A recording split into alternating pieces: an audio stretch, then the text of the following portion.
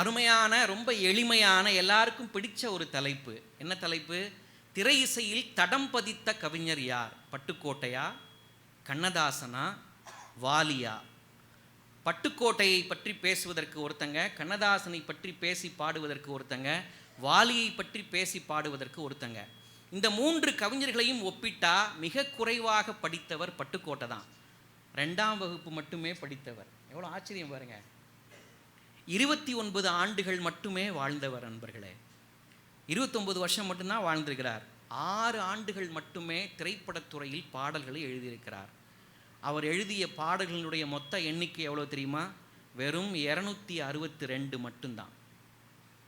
262 பாடல்களை மட்டும் எழுதிய கவிஞர் பல ஆயிரக்கணக்கான பாடல்களை எழுதிய கவிஞர்களோடு மோதுறார் ராஜபாளைய நகைச்சுவை மன்றத்தில். அதான் ஆச்சரியங்க. அதான் ஆச்சரியம் பாருங்க.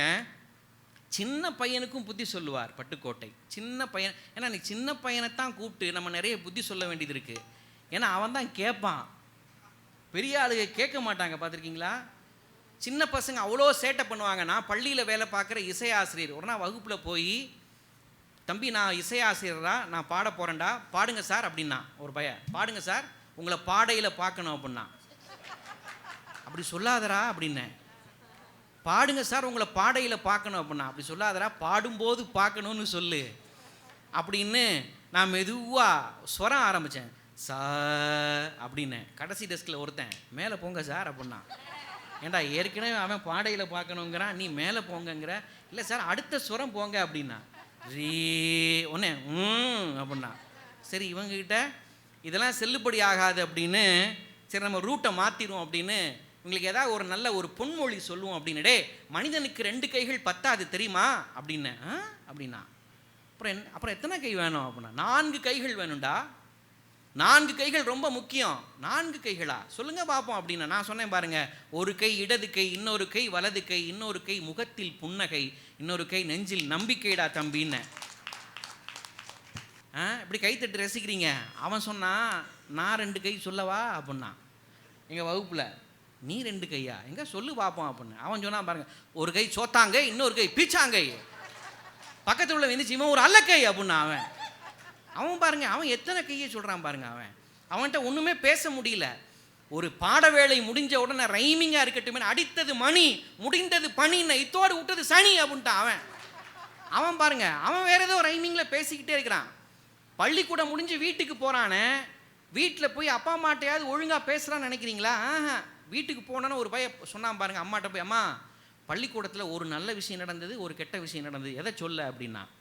கெட்ட விஷயம் எதுக்குடா, நல்ல விஷயத்தையே சொல்கிறா அப்படின்னு. வேகமா சொன்னான், எங்கள் பள்ளிக்கூடம் தீப்பிடிச்சி எரிஞ்சிருச்சுன்ட்டான்.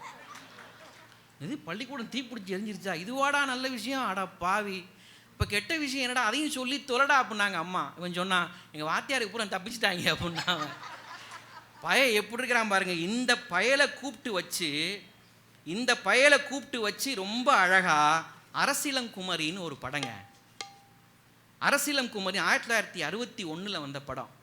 பெருமைக்குரிய TM சௌந்தரராஜன் ஐயா அவங்க பாடின பாட்டு. பட்டுக்கோட்டை கொடுத்தாரு பாருங்க, ஒரு பாட்டு கொடுத்தாரு பாருங்க. பட்டுக்கோட்டை பாட்டு கொடுத்தாரு. டே நீ எப்படி வளரணும் தெரியுமா? ஆள் மட்டும் வளர்ந்தா காணாது, அறிவும் வளரணும்டா. பாட்டு கொடுத்தாரு பாருங்க. ஆளும் வளரணும், அறிவும் வளரணும், அதுதான்டா வளர்ச்சி. உன்னை ஆசையோடு ஈன்றவளுக்கு அதுவே நீ தரும் மகிழ்ச்சி. ஆளும் வளரணும், அறிவும் வளரணும், அதுதான்டா வளர்ச்சி.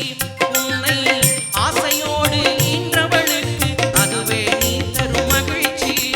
நாளும் ஒவ்வொரு பாடம் கூறும் காலம் தரும் பயிற்சி.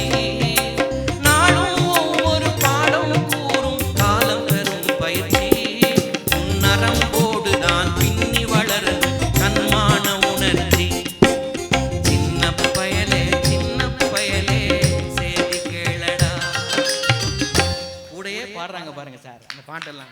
அதாங்க ராஜபாளைய நகைச்சுவை மன்ற ரசிகர்கள் எப்படி ரசிக்கிறாங்க பாருங்க. கூடையே ஒரு சின்ன பையனை கூப்பிட்டு வச்சு என்னென்ன சொல்றா, அப்படியே ஆள் மட்டும் வளர்ந்தா காணாது தம்பி, மூளை வளரணும் சொல்லிட்டு அவன்கிட்ட போய் சொல்றாரு பாருங்க, தன்மானத்தோடு வாழணும்டான்னார். பட்டுக்கோட்டை அவர்களுடைய வாழ்க்கை வரலாறை வாசிக்கும் போது அடேங்க அப்பா, ஒரு படத்தில் பாட்டு எழுதுனதுக்காக ஊதியம் கேட்டு போனார். பாட்டு எழுதி முடிச்சாச்சு, படம் வந்துருச்சு, இன்னும் அவருக்கு ஊதியம் வரவே இல்லை. தயாரிப்பாளரை போய் பார்த்து ஊதியம் வாங்குறதுக்காக போனார். உதவியாளர்கிட்ட சொல்லி விட்டார், இந்த மாதிரி வந்திருக்கேன்னு சொல்லுங்கள் அப்படின்னு. உதவியாளர் வேகமாக உள்ளே போய் தயாரிப்பாளர்கிட்ட சொன்னார், பட்டுக்கோட்டை கல்யாண சுந்தரம் வந்திருக்கிறார் ஊதியம் வாங்குறதுக்கு அப்படின்னு சொன்ன உடனே தயாரிப்பாளர் சொன்னாராம், போயிட்டு அப்புறம் வர சொல்லு அப்படின்னாராம். உதவியாளர் வெளியில் ஐயா போயிட்டு அப்புறம் வர சொல்கிறாங்க. பட்டுக்கோட்டை சொன்னார் பாருங்க, இல்லை இல்லை, ஏற்கனவே பல நாள் ஆகிப்போச்சு, பல முறை வந்து போயாச்சு, இன்னைக்கு இந்த இடத்துல நின்று எனக்கான ஊதியத்தை வாங்கிட்டு தான் நான் போவேன், இங்கேயே நின்று வாங்கிட்டு தான் போவேன்னு சொன்ன உடனே திரும்ப அந்த தயாரிப்பாளர் சொல்லி விட்டாரான், அவன் நின்னா நிற்கட்டியா போ அப்படின்னு வரவே இல்லையா. அவர் அப்படி சொன்ன உடனே ஒரு தாள் வாங்கி, ஒரு பேப்பரை வாங்கி உதவியாளர்கிட்ட 4 வரி மட்டும் எழுதி கொடுத்துட்டு பட்டுக்கோட்டை வீட்டுக்கு போயிட்டார். அவர் வீட்டுக்கு போகிறாரு, வீடு தேடி பணத்தை கொடுத்து விட்டார் தயாரிப்பாளர். அந்த 4 வரியை நான் வாசிக்கிறேன், அரங்கம் நிறைந்த கைத்தட்டல் நீங்கள் கொடுப்பீங்க பாருங்க. என்ன எழுதி கொடுத்தாரு தெரியுமா? பட்டுக்கோட்டை எழுதி கொடுத்தாரு பாருங்க. தாயால் பிறந்தேன், தமிழால் வளர்ந்தேன், நாயே உன்னை நடுத்தெருவில் சந்தித்தேன், நீ யாரடா என்னை நிற்க சொல்லன்னு பட்டுக்கோட்டை எழுதி கொடுத்தார். நீ யாரா என்னை நிற்க சொல்ல அப்படின்னு எழுதி கொடுத்துட்டு போனார். வீட்டுக்கு போனவுடனே பணம் வந்துருச்சு. நண்பர்களே, எவ்வளவு வறுமையில் இருந்தாலும் தன்மானத்தோடு ஒரு மனிதன் வாழ வேண்டும் என்று சொல்லி கொடுத்த மாபெரும் கவிஞன் தான் பட்டுக்கோட்டை கல்யாண சுந்தரம். அதே பாட்டில் தான் சொல்கிறார் பாருங்க, ஒரு மனுஷன் எப்படி இருக்கணுமா, நீ பெரிய பணக்காரனோ, நீ பெரிய அருளாளனா, அதெல்லாம் ரெண்டாவது, அதெல்லாம் இரு, முதல்ல நீ யாரா இருக்கணும், மனிதனாக வாழ்ந்திட வேணும், மனதில் வையடா தம்பி, மனதில் வையடா, வளர்ந்து வரும் உலகத்துக்கே நீ வலது கையடா, நீ வலது கையடா, தனி உடைமை கொடுமைகள் தீர தொண்டு செய்யடா, நீ தொண்டு செய்யடா, தானா எல்லாம் மாறும் என்பது பழைய பொய்யடா, எல்லாம் பழைய பொய்யடா, சின்ன பயலே சேதி கேளடா, நான் சொல்ல போற வார்த்தைய நல்லா எண்ணி பாரடா, நீ எண்ணி பாரடா. இப்பேற்பட்ட பெருமைக்குரிய பட்டுக்கோட்டையை பற்றி பேசி பாடி இந்த அரங்கத்தில் நம் எல்லோரையும் மகிழ்விப்பதற்காக வந்திருக்கக்கூடிய தமிழ்நாட்டின் மிகச்சிறந்த பேச்சுலக ஆளுமை நாகர்கோவில் மலர்விழி அவர்கள் வந்திருக்கிறாங்க.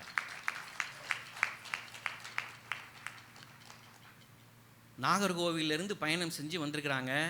தொடர்ந்து பல நாட்களாக நிகழ்ச்சிக்கு போயிட்டு தூங்காமல் இந்த தலைப்புக்கு நல்லா தயாரிச்சுட்டு வந்து நகைச்சுவையாகவும் பேசணும், நயமாகவும் பேசணும். ஏற்கனவே 2 முறை வேற இந்த அரங்கத்துக்கு வந்துட்டோம். 3 முறை, என்னங்க 3 4 அடித்து நொறுக்குறீங்க அப்படின்னு ரொம்ப ஒரு தொலைவிலிருந்து நம்ம ஊருக்கு வந்திருக்கிறாங்க இந்த நிகழ்வை சிறப்பு செய்வதற்கு, பட்டுக்கோட்டை பற்றி பேசுவதற்கு. இந்த பக்கம் பாருங்க, கவியரசு கண்ணதாசன்ங்கிற சொன்ன உடனேயே நாக்கில் ஒரு ருசி வருதுங்க. உண்மையை சொல்கிறேன், ஏதோ சும்மா மேடைக்காகலாம் சொல்லலை. கண்ணதாசன் என்ன சொல்லுங்க. உண்மையிலேயே வள்ளுவர் ஏதோ ஒரு பிறவியில் இந்த கண்ணதாசன் பாட்டை எங்கேயோ கேட்டிருப்பார் போல. சொல்லுக்கு இணையாக சொல்ல எப்படி எழுதுறாரு பாருங்க. சொல்லும் கனியும் ஒன்றா, சொல்லும் பழமும் ஒன்றா. நமக்கு எல்லாருக்கும் தெரிஞ்ச திருக்குறள், கனி இருப்ப நல்ல சொற்களுக்கு இணையாக கனியை சொன்னார் பாருங்க. அப்படி கனி போன்ற சொற்களை கொடுத்து திரை இசை உலகை மெய்மறக்க வச்சவர் கவியரசர் கண்ணதாசன். 20ஆம் நூற்றாண்டினுடைய ஈடு இணையற்ற கவிஞர். கண்ணதாசனுடைய முகத்தை பார்த்தாலே நம்ம எல்லாருக்கும் ஒரு அமைதி கிடைக்கும் தெரியுமா? புகைப்படத்தில் அவர் முகத்தை பாருங்க, நம்மையும் அறியாமல் ஏதோ ஒரு அமைதி கிடைக்கும். வாழ்வை ரசித்து ருசித்தவர் கண்ணதாசன். எதிரிகளுக்கு கூட பிடிக்கின்ற செல்லப்பிள்ளை கண்ணதாசன். எதிரிகளுக்கு கூட பிடிக்குமா? அவரை பற்றி ஒருத்தர் எழுதினார் பாருங்க, கவிதையால் உலகை அளந்த படிக்காத மேதை கவியரசு கண்ணதாசன். தன் கவிதையால் உலகையே அளந்தவர். இப்படி சொன்னாங்க பாருங்க. தன் வாழ்வில் நடந்த எதையுமே மறைக்க விரும்பாத திறந்த புத்தகம் கவியரசர் கண்ணதாசன். கவியரசு கண்ணதாசன் யாருன்னு ஒரே வரியில் இப்படி சொல்லி முடிக்கலாம். தமிழ் திரை இசை உலகம் எத்தனையோ கலைஞர்களையும் கவிஞர்களையும் வளர்த்தெடுத்துள்ளது. ஆனால் தமிழ் திரை இசை உலகத்தை தன் கவிதைகளால் வளர்த்தெடுத்த ஒரு கவிஞர் உண்டென்றால் அது கவியரசர் கண்ணதாசன் மட்டும்தான். தமிழ் சினிமாவையே தன் பாடல்களால் வளர்த்தெடுத்தவர். ஒரு பாட்டு பாவ மன்னிப்பில் கொடுத்துருப்பார் பாருங்க. பிபிஎஸ் ஐயா குரல், என்ன குரலுங்க அந்த குரல்லாம். அப்படி ஒரு குரல்லாம் கிடைக்குமா சார்? பாட்டு கொடுத்துருப்பார் பாருங்க. அந்த பாட்டு வரிய சொன்னாலே கைத்தட்டு கிடைக்கும் அந்த அரங்கத்தில். காலங்களில் கோடிட்ட இடத்தை நிரப்புக, கலைகளிலே மாதங்களில் மலர்களிலே. ஆஹா, பேசாமல் நீங்கள்லாம் இங்கே வந்தால நாங்கள் கீழே போயிடலாங்க. அப்படி ரசிக்கிறீங்க பாருங்க. அந்த அந்த பல்லவியை மட்டும் இப்போ நான் பாடுறேன், நீங்கள் கொஞ்சம் கவனிங்க, நுட்பமாக கவனிங்க. ஏன் நுட்பமாக கவனிக்க சொல்கிறேன்னு பின்னாடி சொல்கிறேன் பாருங்க. காலங்களில் அவள் வசந்தம், கலைகளிலே அவள் ஓவியம், மாதங்களில் அவள் மார்கழி, மலர்களிலே அவள் மல்லிகை, காலங்களில் அவள் வசந்தம். கண்ணதாசன் பாட்டை இப்போ சொன்னேன்ல, திரும்பவும் நீங்கள் அந்த வரியை, அந்த 4 வரியை நினைவுபடுத்துகிறேன் நான். ஏன் அந்த 4 வரியை திரும்ப நினைவுபடுத்துகிறேன் பாருங்க. அந்த வரிகளுக்கு மெட்டமைச்சாரு பாருங்க. யாரு? மெல்லிசை மன்னர்கள் எம்எஸ்வி ராமமூர்த்தி சார். அவங்க மெட்டமைச்சிருக்கிறா பாருங்க. இந்த காலங்களில் அவள் வசந்தம், வசந்தம் 2வது வரியில், ஓவியம் 3வது வரியில், மார்கழி 4வது வரியில், மல்லிகை. அந்த சொல்ல மட்டும் 4 சொல்லையும் நீங்கள் நினைவில் வச்சுக்கிட்டு இப்போ நான் பாடுறேன். அந்த டியூனை கேளுங்க. காலங்களில் அவள் வசந்தம், கலைகளிலே அவள் ஓவியம், மாதங்களில் அவள் மார்கழி, மலர்களிலே அவள் மல்லிகை. வசந்தம் பாடும்போது அந்த டியூனில் ஒரு வசந்தம் இருக்கும். நீங்கள் கவனிங்க பாருங்க. இப்போ இசை இல்லாமல் நான் பாடி காட்டுறேன் பாருங்க. காலங்களில் அவள் வசந்தம், வசந்தம். இப்போ ஓவியம்ங்கிற சொல்கிறேன். ஒரு டிராயிங் மாஸ்டர் ஓவியம் வரைஞ்ச மாதிரி டியூன் பண்ணியிருப்பார் பாருங்க. கலைகளிலே அவள் ஓவியம். இப்போ மார்கழிங்கிற சொல்ல நான் பாடுறேன். அதுக்குள்ளே ஒரு குளிர் இருக்கும் பாருங்க, குளிர்ச்சி இருக்கும் பாருங்க. மாதங்களில் அவள் மார்கழி. மல்லிகைங்கிற சொல்ல பாடுறேன். அது எவ்வளவு இறுக்கமாக கட்டப்பட்டிருக்குன்னு பாருங்க. மலர்களிலே அவள் மல்லிகை. எப்படி டியூன் பாருங்க. அடாடாடா, இப்படிலாம் யோசிச்சோம்னா விடிய விடிய பாட்டு மன்றம் நடத்துவோம். நீங்கள் 8:15 முடிக்க சொல்லியிருக்கிறீங்களே அப்படின்னு இவங்க முறைக்கிறாங்க, எப்பயா விடுவேன் அப்படின்னு. காலங்களில் அவள் வசந்தம், கலைகளிலே அவள் ஓவியம், மாதங்களில் அவள் மார்கழி, மலர்களிலே அவள் மல்லிகை, காலங்களில் அவள் வசந்தம்.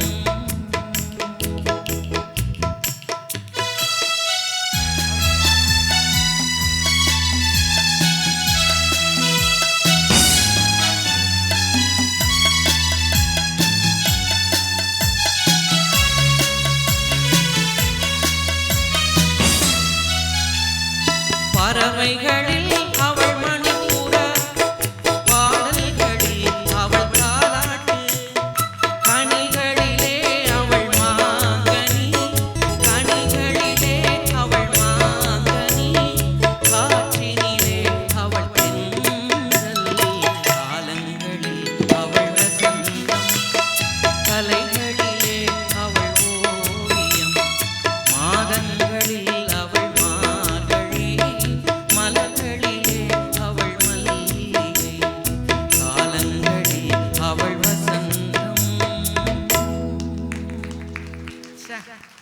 100க்கு 100 போடலாம் சார் கண்ணதாசனுக்கு. திரை இசையில் தடம் பதித்த கவிஞர் அவர் தான் சொல்லி முடிச்சிடலாம் போல தோணுது பாருங்க. அப்படி இதான் தீர்ப்பான்னு கேட்குறாங்க வேமான்னு பாருங்க. அதுக்குள்ளேயுமா இப்போ வாழ்க்கையில் நாம் ஒன்று நினைப்போம், அது ஒன்று நடக்கும். இப்போ நாம் ஒன்று நினைப்போம், ஆனால் அது ஒன்று நடக்கும் தெரியுமா? ஒரு காலத்தில் சென்னை எப்படி இருந்ததுன்னு தேவக்கோட்டை மகாராஜனுங்கிற நண்பர் ஒரு அழகான செய்தி சொல்லுவார். சென்னையில் ஒரு காலத்தில் ஹவுஸ் ஓனர்ஸ் எல்லாம் கிரவுண்ட் ஃப்ளோரில் இருந்துக்கிட்டு மாடி வீடை வாடகைக்கு விட்டுருப்பாங்க. சென்னையில் வெள்ளம் வந்தது, மாடி வீட்டில் உள்ளவன் பூரா தப்பிச்சான், ஹவுஸ் ஓனர்ஸ் பூரா தண்ணியில் போயிட்டான். நடந்ததா இல்லையா? நடந்ததா இல்லையா? எங்கே வாழ்க்கை தொடங்கும், அது எங்கே எவ்விதம் முடியும், இதுதான் பாதை, இதுதான் பயணம் என்பது யாருக்கும் தெரியாது. எங்கே வாழ்க்கை தொடங்கும், அது எங்கே எவ்விதம் முடியும், இதுதான் பாதை, இதுதான் பயணம் என்பது யாருக்கும் தெரியாது. பாதையெல்லாம் மாறி வரும், பயணம் முடிந்துவிடும், மாறுவதை புரிந்து கொண்டால் மயக்கம் தெளிந்துவிடும். நினைப்பதெல்லாம் நடந்துவிட்டால் தெய்வம் ஏதுமில்லை, நடப்பதையே நினைத்திருந்தால் அமைதி என்றுமில்லை. நினைப்பதெல்லாம் நடந்துவிட்டால் தெய்வம் ஏதுமில்லை, நடந்ததையே நினைத்திருந்தால் அமைதி என்றுமில்லை. இப்படி கண்ணதாசன் பாட்டை பாடிக்கிட்டே இருக்கலாம். இப்படி திரை இசையில் தடம் பதித்த கவிஞர் கண்ணதாசனே என்று பாடி பேசுவதற்காக நம் அரங்கத்தில் பலமுறை வந்து இந்த அரங்கை சிறப்பு செய்த பெருமைக்குரிய தமிழ் ஆசிரியர், பெருமைக்குரிய இசை ஆசிரியர், அன்பிற்குரிய திருமதி இந்திரா விஜயலட்சுமி அம்மா அவர்கள் நம் அரங்கத்திற்கு வந்திருக்கிறாங்க. பலத்த கரவொலி கொடுத்து அவர்களை வரவேற்குமாறு அன்போடு கேட்டுக்கொள்கிறேன். அப்புறம் பாருங்கள், அந்த பக்கம் பாருங்கள், பாவமாக எங்கள் அக்கா உட்காந்துருக்குறாங்க அந்த பக்கம். அப்புறம் அக்காவா அப்படிங்க, ஓ அத்தைன்னு சொல்லணுமா, மூத்த சகோதரி. அவங்க உட்காந்துருக்குறாங்க. அவங்க என்ன சாதாரணமா? வாலிப கவிஞர் வாலிக்காக பேச வந்திருக்கிறாங்க. ஏங்க 1000 கவிஞர்கள் இருக்கட்டுங்க, எத்தனை கவிஞர்கள் இனிமேலும் வரட்டும், வாலிப கவிஞருக்கு ஈடாகுமா? இந்த உலகத்தில் ரொம்ப வயதானதுக்கு அப்புறமும் தாடி வச்ச ஒருத்தரை வாலிப கவிஞர்னு வேற யாரையாவது சொல்லியிருக்கிறோமா நம்ம? ஆனால் அவரை தானே சொல்லியிருக்கிறோம் நம்ம. அவர் ஒரு பாட்டு கொடுத்தாரு பாருங்க, ஃபேமிலி சாங்னே பேர் திரை இசையில். அந்த பாட்டுக்கு குடும்ப பாட்டுன்னே பேர். வீட்டுக்குன்னு ஒரு பாட்டு கொடுத்தாருங்க. பொதுவாக வீடுங்கிறது நாம் என்ன நினச்சிக்கிட்டு இருக்கோம், நிறைய பேர் நினச்சிட்டு இருக்கிறாங்க, வீடுங்கிறது தங்கும் இடம்னு நினச்சிட்டு இருக்கிறாங்க. தங்கிட்டு தூங்கிட்டு தின்னுட்டு அப்படின்னு நாட்களை கடத்துறவங்க நிறைய பேர் இருக்கிறாங்க. வீடு என்பது வெறுமனே தங்கும் இடம் இல்லை நண்பர்களே, அது அன்பு தங்கும் இடம், அது பண்பு தங்கும் இடம், அமைதி தங்கும் இடம், பாசம் பொங்கும் இடம் வீடுங்கிறது. அந்த வீட்டினுடைய முக்கியத்துவத்தை ரொம்ப அழகாக அந்த பாட்டில் கொண்டு வந்து வச்சுருப்பார். வீடு தாங்க நமக்கு அண்ணன் தம்பி பாசத்தை சொல்லி கொடுக்குது. அக்காவுக்கும் தம்பிக்கும் இடையே இருக்கக்கூடிய அன்பை சொல்லிக் கொடுக்கக்கூடியது வீடு தான். அம்மா அப்பாவுக்கு மத்தியில் நாம் எப்படி நடந்துக்கிடணும், பெரியவங்களை நாம் எப்படி மரியாதை செலுத்தணும்னு சொல்லிக் கொடுக்கக்கூடியது வீடு தான். ஏங்க நமக்கு ராமாயண கதை பிடிக்குது? ஏன் பிடிக்குது?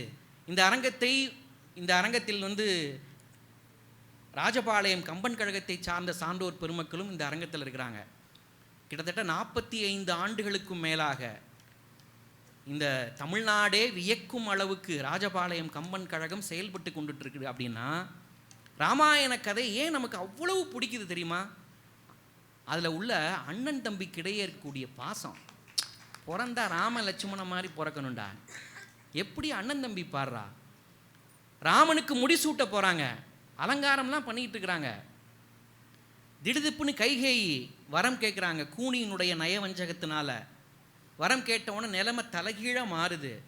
கைகேயி கூட்டு விடுறாங்க ராமனை, இங்கே வாப்பா, உனக்கு முடிசூட்ட போகிறதில்ல, உன் தம்பி இருக்கானே பரதன், அவனுக்கு முடிசூட்ட போகிறோம், நீ 14 வருஷம் காட்டுக்கு போ அப்படின்ட்டாங்க.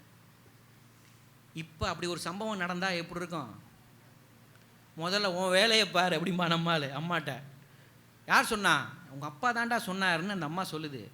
ராமன் பதில் சொன்னான் பாருங்க, அப்பா சொன்னாதான் கேட்பேன்னு இல்லைம்மா, நீ சொன்னாலும் கேட்பேம்மா. என் பின்னவன் பெற்ற செல்வம் அடியனேன் பெற்றதன்றோன்னார். கம்பன் எழுதார் பாருங்க, என் தம்பிக்கு கிடைச்சா எனக்கு கிடைச்ச மாதிரிம்மா, நான் காட்டுக்கு போகிறேன்னு சொன்னான். அப்படி பாசத்தை அப்படியே குழைச்சி கம்பன் எழுதியிருப்பார். அதுக்காக கம்பராமாயணம் நமக்கு பிடிக்குது. அப்படி பாசத்தை குழைச்சி ஒரு பாட்டு கொடுத்தாங்க. நமக்கெல்லாம் ரொம்ப பிடிச்ச பாட்டு நாளை நமதேன்னு ஒரு பாட்டு. நாளை நமதேன்னு ஒரு பாட்டு கேட்க கேட்க அவ்வளவு ரசனையாக இருக்கும். வீடு என்னும் கோவிலில் வைத்த வெள்ளி தீபங்களே, நல்ல குடும்பம் ஒளிமயமாக வெளிச்சம் தாருங்களே. வீடு என்னும் கோவிலில் வைத்த வெள்ளி தீபங்களே, நல்ல குடும்பம் ஒளிமயமாக வெளிச்சம் தாருங்களே. நாடும் வீடும் உங்களை நம்பி நீங்கள் தானே அண்ணன் தம்பி. நாடும் வீடும் உங்களை நம்பி நீங்கள் தானே அண்ணன் தம்பி.